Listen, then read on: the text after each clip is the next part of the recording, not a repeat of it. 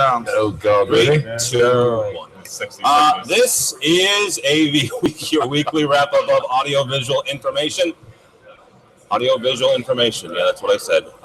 We're live here from Infocom, good Lord, from ISE 2016, Integrated Systems Europe, owned half by Infocom International. My name is Tim Albright. Last time I checked, I'm your host. This is day 4. So here's what we're doing. We are recording it thanks to our fabulous staff. We are in the lovely AV magazine booth. Lovely, Lovely. We're all lovely people on Yes. We are streaming this live for those back of our listeners and viewers. We should say hello to Chris Netto. We should say hello to Chris Netto. Chris Netto. And I'm going to turn this around because I only have one camera for that. That gentleman right there is Adrian Cottrell. I also have with me George Tucker and Clive Caldwell. Thank you, sir. Live. Am I coming over all right? You're coming over lovely. Am I fitting into the camera? You are. Yeah. See, that's why I turned it away from me. I know. Because it's not quite. It feels like day 10. But there we are. It does feel like day 10. A little bit. So let's get into that for a second. Adrian, you interviewed a lot of folks this week, and me, so thank you very much for that. No problem. Right before I got on was Mike Blackman, the gentleman that runs ISE. And I've heard different numbers over the last 24, 28 hours of the attendance of this year, right? So to put this into context, ISE has traditionally, last year was about 59, 60,000, right? I have heard numbers between 65 and 66,000 for this year. If that's true, how remarkable and how much has that paid off that fourth day? Yeah, it's an interesting one. I wonder if the fourth day's been a tremendous success. That's the first thing to say. There was a lot of cynicism, I think, about the fourth day, including for myself. I probably didn't go that public about the fourth day as much as I would Chinese LED, for example. But there was certainly a lot of cynicism about the fourth day, whether it was worthwhile doing, whether it would just delay the traditional last day, making the last day quiet, the next day the last day quiet. But that's not really worked out that way. I wonder if the numbers would have gone up even if you didn't have the fourth day. The fourth day is more about keeping continuity of numbers on each day. So every stand that we've spoken to of the size has said that their Wednesday number is the same as their Tuesday number, or pretty much the same. Sorry, the Wednesday number and the Thursday number. Sorry, I'm mistaken. So you effectively have 2 middle days. Right. So if you have 2 middle days, your numbers are going to be good, but it's spacing people out. I think ISE was always on an upward curve. I'm not sure you could say that we got an extra 5 or 6 thousand people because of the fourth day. I think you would have got an extra 4 or 5 thousand people anyway. Personally, I think the fourth day is a brilliant thing. I think it's very clever. I wasn't a fan of it to start with.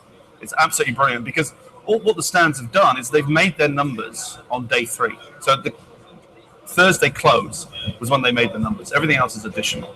And you can see from here with the noise, it's actually not quiet. You know, we've been on the NEC stand all day and it's been busy.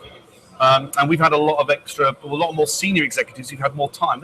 They're busy on the Tuesday, they're busy on the Wednesday. Journalists like Clive and I, we can't get hold of the CEOs of some of these big companies. You know, they're out meeting partners and clients, not press. So we've had a lot of opportunities Thursday afternoon and Friday to do that. So I have 2 minds about the numbers game. You know, you've only got to go through to CES and you'd find a fantastic number of people around 10 o'clock. It's like walking through a treacle. So you don't want huge hordes numbers of people just going in there.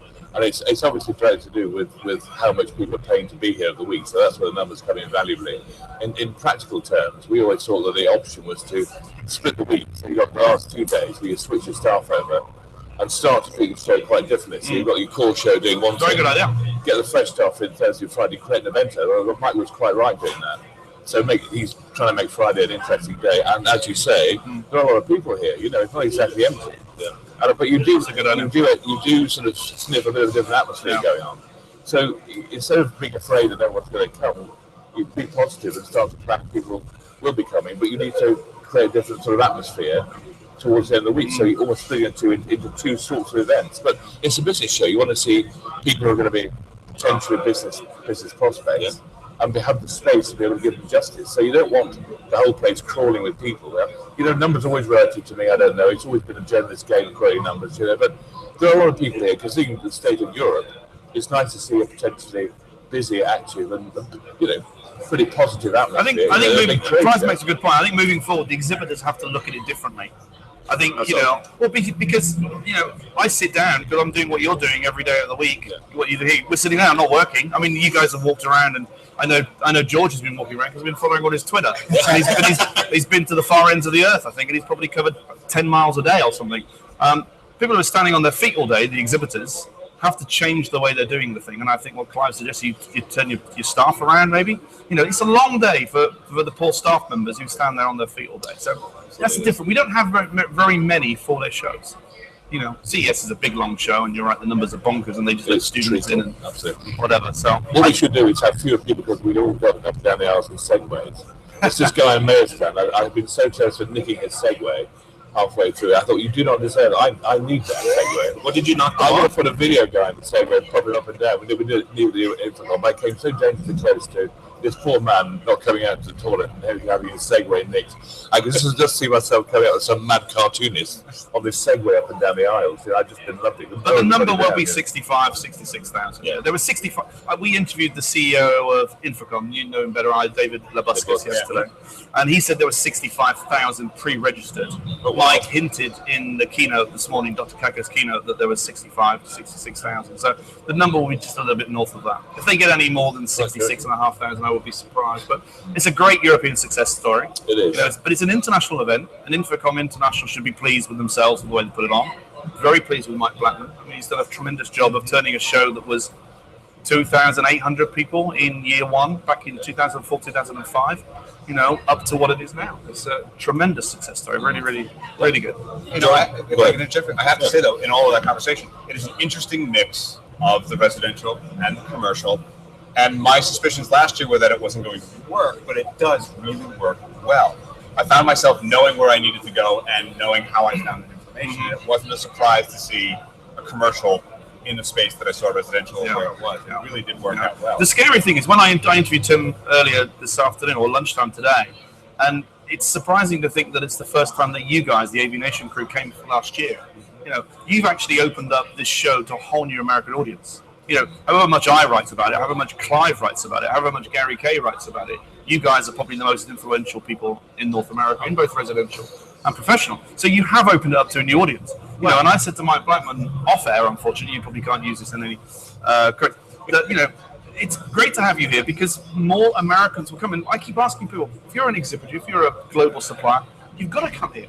And who was it who said, I can't think who it was, somebody once today said that what they're now seeing, I think it might have been you, said that, it was you, that you're going to see the Whisper Suites in Orlando or Las Vegas in June. You get the things behind the closed doors. They play around with them. They show them in secret. And then they get launched during the beginning of a year. You said that. I know you definitely said that. I think that's really going to happen. We had one specific product that we know for a fact that's what happened, right?